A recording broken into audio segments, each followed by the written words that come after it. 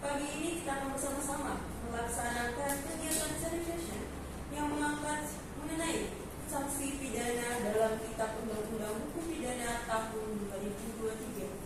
Sebelum mulai acara pada pagi hari ini, marilah kita terlebih dahulu bersama-sama memanjatkan puji syukur kepada Allah Subhanahu wa Ta'ala yang telah memberikan kesehatan, keselamatan, dan karunia-Nya sehingga kita semua dapat hadir di tempat ini dengan selamat dan sehat walafiat. Kemudian sebelum memulai acara inti, izinkan saya terlebih dahulu untuk menyebutkan rangkaian acara kita. Yang pertama, pembacaan doa yang dipimpin oleh Saudara Leo. Yang kedua, pembukaan sharing session yang akan dibawakan oleh Zalwa selaku moderator pada kali ini. Yang ketiga, sharing session yang bertemakan sanksi pidana dalam Kitab Undang-Undang Hukum Pidana tahun 2023 dengan pemateri Bapak Henry SHMH.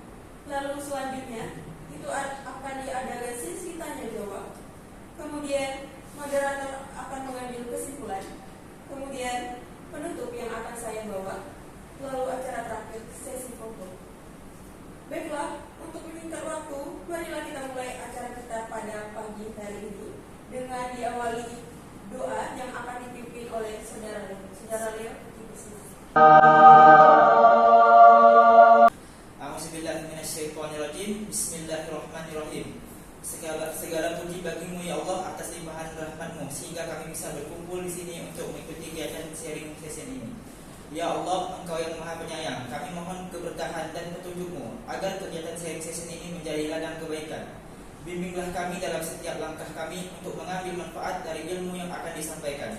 Ya Allah, satukan hati kami dalam kebaikan. Permudahkanlah kerjasama dan kebersamaan di antara kami. Bantulah kami untuk saling mendukung dan menguatkan dalam membangun hubungan yang harmonis serta berbagi ilmu.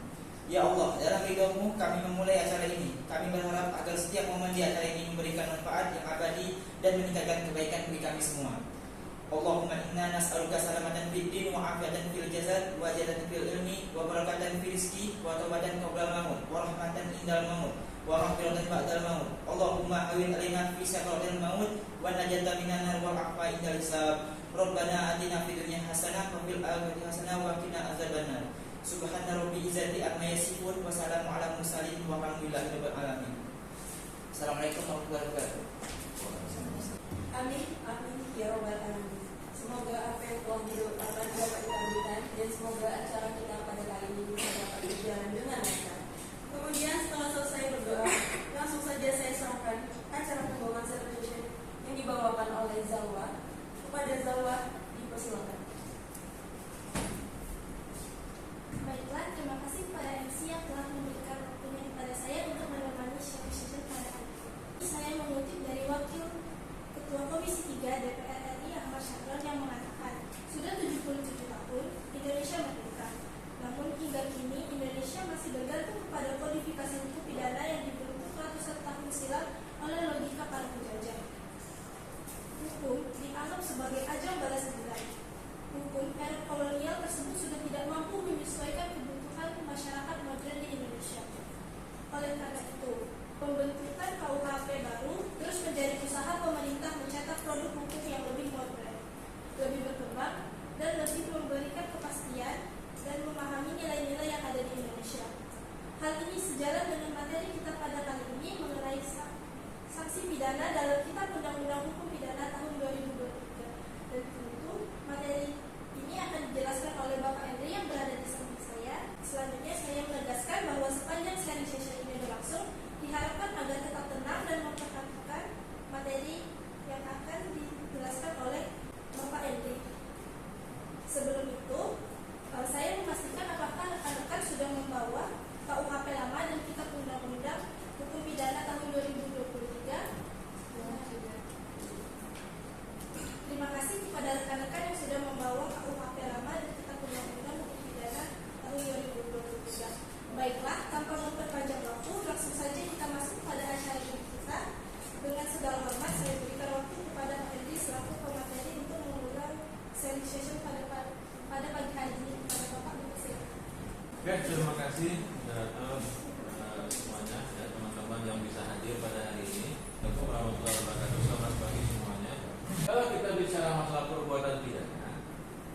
berbicara masalah tindak pidana itu berbicara masalah asasnya asal legalitas,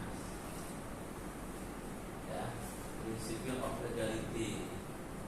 Mungkin masih ingat mulung delictum sine curentia legi punare, mulung delictum sine legi, tiada pidana tanpa legi undang-undang tertulis. Ya. Sementara yang tidak tertulis seolah-olah tidak berlaku menurut pasal 1 ayat 1 KUHP itu tindak pidana. Kalau kesalahan, kita bicara masalah asas kesalahan. Ya, indra, blunder, skut, yang ingat itu tindak pidana tanpa kesalahan. Mula, punah, sine, lupa itu kesalahan. Ya, ini hanya mengulang-ulang ya. Saudara katanya komunitas pidana itu harus tahu itu. Ya, jadi sering-sering kegiatan kayak gini itu ngulang-ngulang kegiatan materi-materi yang lama-lama karena itu dasar. Nah, punya komunitas pidana tapi nggak tahu dasar-dasar ini ya gimana itu jadinya gitu. Asasnya, nah kalau dalam hukum pidana baru, KUHP baru, asasnya agak banyak dalam asas kesalahan itu. Ada asas probabilitas itu kesalahan, asas personalitas. Personalitas itu berkaitan dengan melakukan A boleh nggak dilimpahkan kepada B dan menjawabnya. Dalam perdata kan A bertang kepada B dibayar oleh C itu boleh. Nah, banyak asasnya. Tapi yang baru dalam KUHP ya, kalau asasnya itu bicara masalah elasticity of sentencing, atau misalnya modifikasi pidana, atau misalnya masalah pemaafan hakim itu ada dalam KUHP baru. Nah, yang kita bicarakan pada saat ini masalah pidana, masalah sanksi pidana. Apa sih bedanya atau banding-bandingin yang pidana yang lama dengan yang kalau dilihat dari pidana pokok pasal 10 KUHP itu kan pidana pokoknya hanya 5. Sementara dalam perkembangan ada 3 pidana tambahan. Ternyata dalam KUHP baru ada beberapa perubahan. Itu yang warna hijau itu perubahan, berarti tidak sama dengan yang KUHP lama gitu. Kalau dalam KUHP baru itu diatur dalam pasal 69 KUHP ada pidana penjara, ada pidana hukuman, ada pidana pengawasan, ada namanya pidana denda, ada pidana kerja sosial, community service order namanya. Itu bedanya. Nah, pertanyaannya apa yang dikatakan yang baru-baru penjara? Sudah tahu apa penjara? Ya, pidana penjara dibagi 2 gitu ya. Satu seumur hidup dan waktu tertentu. Nah, kalau waktu tertentu itu berapa lama minimal? Minimal berapa hari waktu tertentu itu? 15 tahun berturut-turut. Ya, jadi minimal sehari, maksimal 15 tahun berturut-turut. Tapi kalau ada pemberatan seperti residivis, ya, pengulangan tindak pidana, pidananya bisa ditambah sepertiga. 15 sama sepertiga dari 15 adalah 5. Jadi 15 tambah 5 jadi 20 gitu. Tidak langsung ke 20. Jadi bertahap naik. Nah, itu kan penjara. Penjara itu imprisonment, pemenjaraan. Nah, penjara itu kalau dalam teori kan ada 2. Satu adalah perampasan kemerdekaan, imprisonment itu. Satu adalah limitation of liberty. Jadi 2. Ada namanya deprivation of liberty, ada namanya limitation of liberty. Satu adalah merampas kemerdekaan, merampas dari misalnya orang dihukum 1 tahun dari 1 hari sampai 1 tahun di dalam penjara. Kemudian ada pada yang lain pembatasan kemerdekaan. Pembatasan kemerdekaan itu nggak sama dengan perampasan kemerdekaan. Misalnya apa? Pembatasan kemerdekaan, tahanan kota atau dicekal. Itu dalam hal tertentu dia dibatasi. Nggak boleh keluar negeri kan, makanya dibatasi limitasi namanya. Orang yang dicekal nggak boleh keluar negeri, berarti sudah salah satu haknya keluar negeri sudah dibatasi. Kalau orang ditahan tahanan kota misalnya atau tahanan rumah misalnya, berarti di kota itu saja dia bisa beraktivitas. Keluar itu nggak boleh. Jadi istilah-istilahnya sering digunakan. Kalau penjara dalam beberapa teori, dalam beberapa literatur, bahkan studi perbandingan dalam negara luar Penjara itu apa? Saya tadi penjara itu dari 1 hari sampai 1 tahun.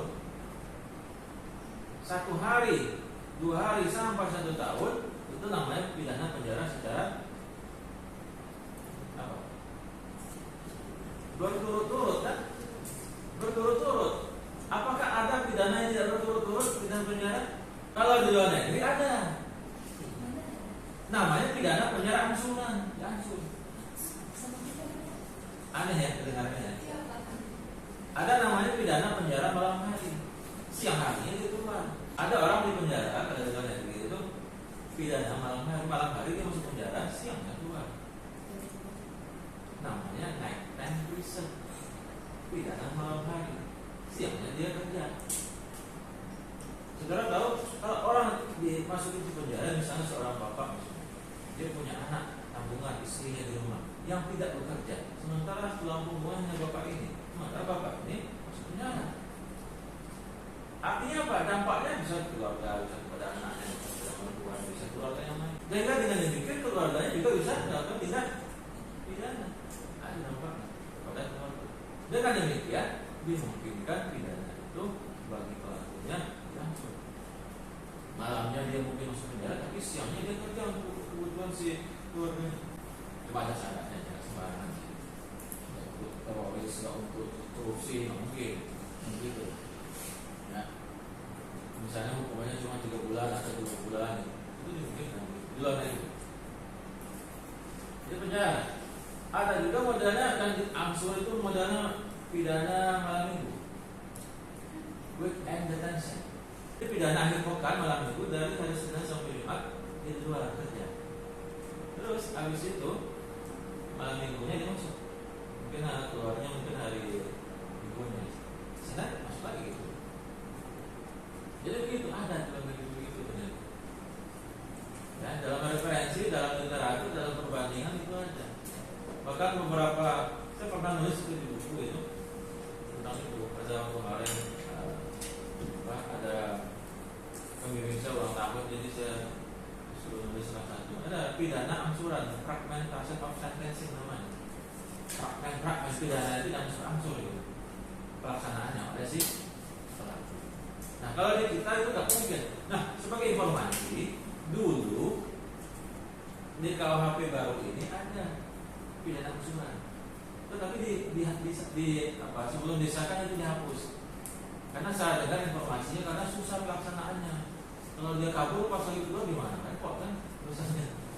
Kalau dia nggak balik lagi masuk misalnya pidana malam hari, dia nggak masuk lagi malam hari gimana? Kan repot kan nyari kemana lagi? Jadi susah kayak gitu dalam pelaksanaannya.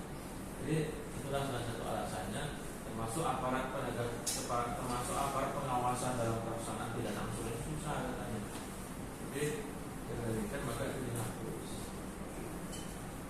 Dulu ada dalam rumusan 2012 kan KUHP kita ini kan sebelum disahkan ada beberapa, mulai dari tahun berapa ya, 63 KUHP kita itu yang baru ini. Habis itu edisi berapa berubah-berubah terus, terakhir edisi 2019 baru disahkan yang tahun 2002. Itu perjalanannya panjang. Terus pidana tutupan dalam KUHP baru itu ada pidana tutupan. Sementara di KUHP lama tidak ada tutupan, berarti nggak ada perubahan ya? Iya. Ada perubahan itu sama. Penjara berarti tetap. Terus yang baru itu pengawasan, ya, pidana pengawasan.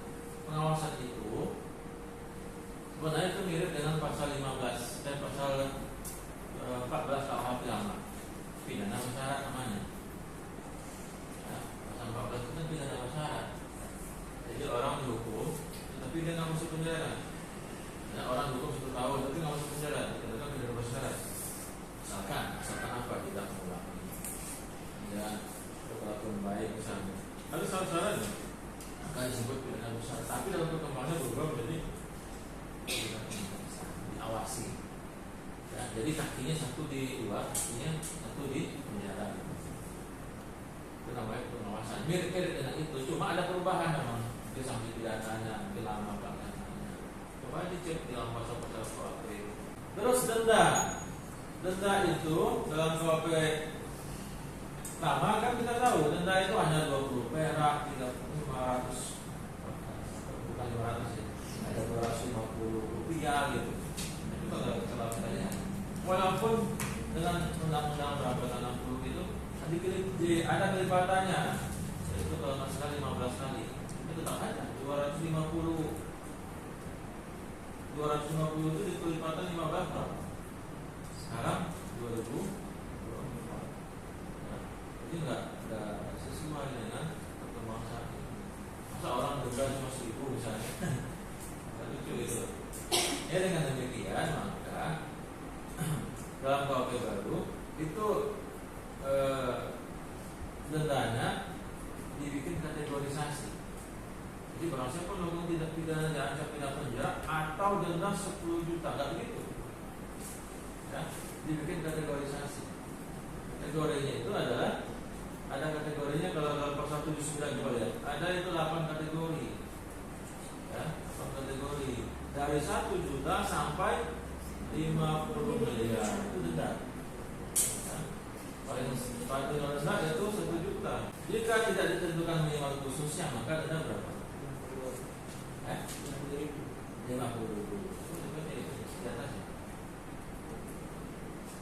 Nah, menariknya, apakah denda ini bisa diangsur nggak?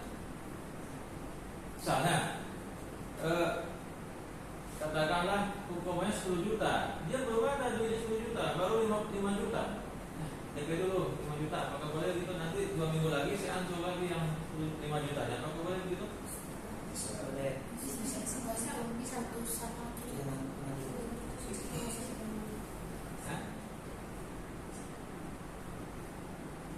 Apakah boleh?